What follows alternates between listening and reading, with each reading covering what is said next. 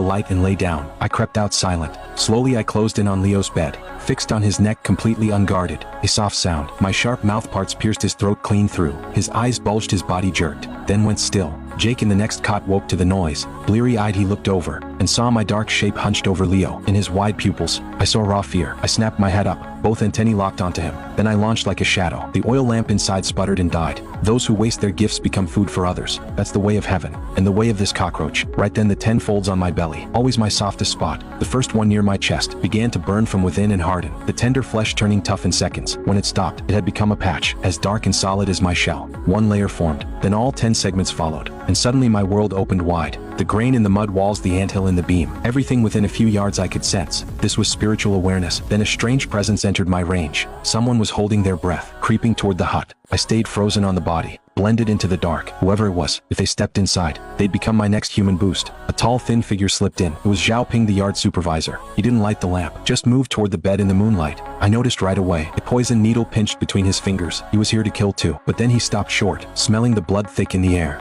His eyes swept over Leo's body. First shock, then something like relief, like a problem solved itself. But when he looked at the other cot, his breath caught. His eyes locked onto Jake's chest. He whispered, "What a prize." His whole body trembling with excitement. A spirit insect. Zhao Ping muttered cockroach, but showed no fear. Only raw greed burning in his eyes. It kills cultivators, no wonder it looks this good. Perfect for grafting onto my junior sister. The second the words left his mouth, his hand formed a seal. A fireball shot right at me, but I was already a blur, skimming the ground toward the door. "Wait, sister. I'll bring you your medicine." Zhao Ping laughed wild, moved like smoke, and cut me off again. I shot my wings open, launched off the floor, straight for the broken window. Can fly too. His obsession burned even hotter. With this, my sister won't just walk again. She'll soar. Right as I was about to escape, his face twisted with resolve. He spat out a mouthful of essence blood. His energy surged, and then a clawed hand faster than lightning snatched me right out of the air.